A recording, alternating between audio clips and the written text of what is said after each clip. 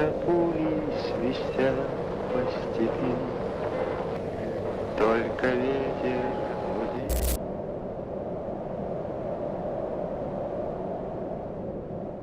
February 1959. Amid the relentless winter of the Ural Mountains, a group of experienced hikers advances through a remote landscape, covered in snow and silence. They are young, determined, and well prepared for the piercing cold of the Soviet Union. Nothing seems capable of stopping them, but just a few days later, an eerie silence takes over the region. No news from the group, no sign of life. Families wait, authorities hesitate, but something is wrong. When the search finally begins, no one is prepared for what will be found. At the top of a desolate slope, an abandoned campsite emerges. The tents are torn, not from the outside, but from within, as if the occupants had cut their way out in a desperate escape. Footprints in the snow suggest they ran aimlessly, barefoot, exposed to the deadly cold of the night. And then, the bodies begin to appear. But something is wrong, very wrong. The details of this case have defied logic from the very first day. Authorities tried to explain it, but no theory was ever enough. Some spoke of an avalanche, others suggested secret military tests, and some believed that something far more sinister happened that night. What could have made 9 hikers flee their own camp towards certain death? What happened at Dyatlov Pass? The answer remains lost in the snow, waiting to be uncovered. Before they vanished into the shadows of the Ural Mountains, they were just young adventurers, driven by the desire to challenge nature. The group consisted of 9 students and recent graduates from the Ural Polytechnic Institute, all experienced in hiking and mountaineering. Leading the expedition was Igor Dyatlov, a natural leader, meticulous and determined. Decades later, his name would become synonymous with one of the greatest mysteries in history. Beside him were Zinaida Kolmogorova and Lyudmila Dubinina, 2 brave and skilled women in the mountains. Rustem Slobodin, Georgy Krivonishenko, Alexander Kolovatov, Nikolai Thibault Brignol, Semyon Zolotaryov, and Yuri Doroshenko completed the group. Each of them had a story, a reason to be there. For some, it was the adrenaline of the journey. For others, a passion for extreme nature. But there was a 10th member, Yuri Yudin. Just a few days into the expedition, he fell ill and had to abandon the mission, returning home. Without knowing it, he would become the group's only survivor.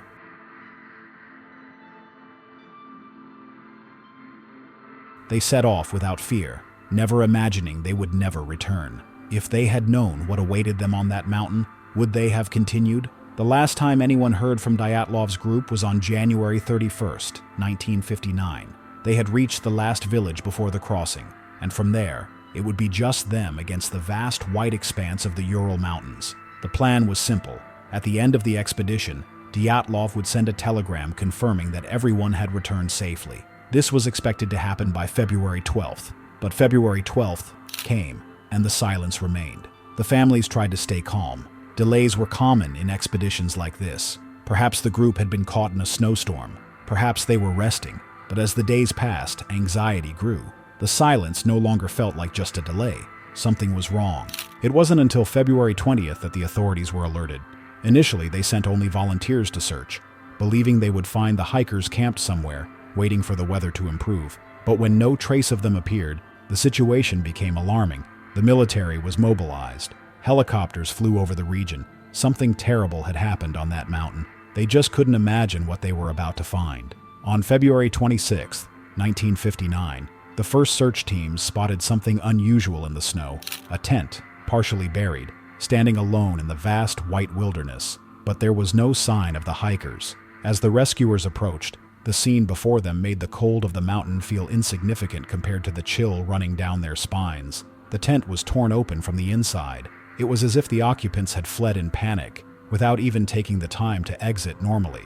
But why? What could have caused such terror? The inside remained untouched, as if they had left in a hurry and never returned. Their belongings were still there. Boots, warm clothing, backpacks, partially eaten food, but the hikers had vanished. Then, the investigators noticed something even stranger.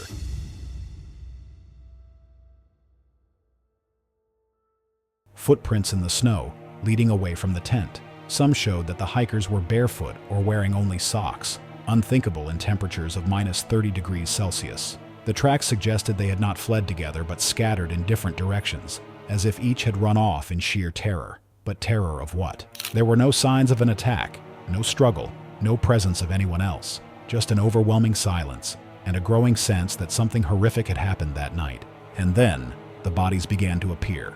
On the following day, February 27th, the first bodies were discovered. Yuri Doroshenko and Georgy Krivonishenko were found near the remains of a campfire, about 1.5 kilometers from the campsite. They were barefoot, dressed only in light clothing, as if they had fled into the night with no time to protect themselves from the cold. Their bodies bore mysterious burns, and the branches around them appeared to have been snapped, as if they had desperately tried to climb the trees. But climb to escape from what? A few meters away, searchers found the body of Igor Dyatlov.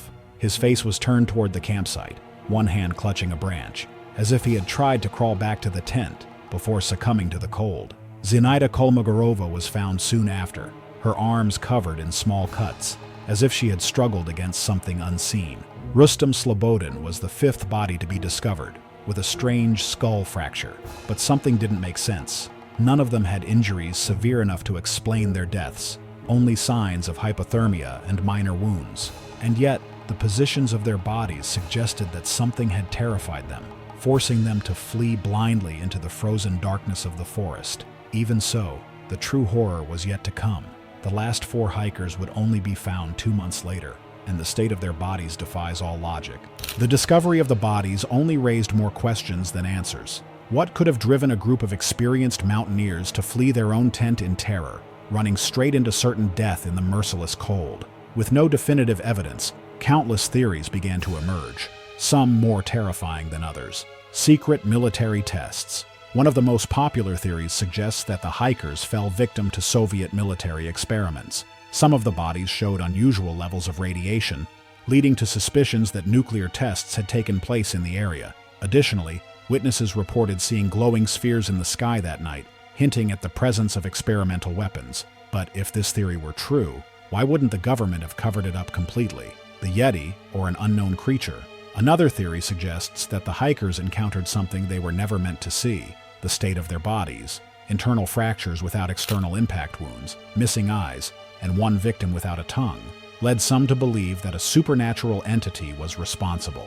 Local legends speak of a mysterious predator in the Ural Mountains, a creature that stalks the snow-covered peaks. But does this theory have any real basis? Mass panic and hallucinations. Some experts argue that the hikers may have suffered from hallucinations caused by extreme cold and low atmospheric pressure, leading to a state of collective panic. But what exactly could have triggered such an episode? The official explanation: avalanche. The Russian government's official conclusion was that a sudden avalanche forced the group to flee. However, there were no clear signs of displaced snow, and the injuries found on the bodies were not consistent with an avalanche. So if it wasn't an avalanche, then what was it? The truth about that February night in 1959 remains buried beneath the snow, waiting to be uncovered. The Dyatlov Pass Incident stands as one of the greatest mysteries in history. More than 6 decades later, the questions remain unanswered, and theories continue to multiply about what really happened on that fateful winter night. Was it a Soviet cover-up of secret experiments, an unknown creature attacking the hikers, or simply a tragic accident caused by human error in extreme conditions? Despite investigations and growing interest in the case, no theory has definitively proven what took place in that remote mountain pass. What we do know is that the search for answers has never truly ended, and with time, the mystery has only deepened. The evidence is scattered, incomplete, and to this day, the only certainty is that something terrible happened in the Ural Mountains, something lost to the snow, and perhaps we will never know the full truth.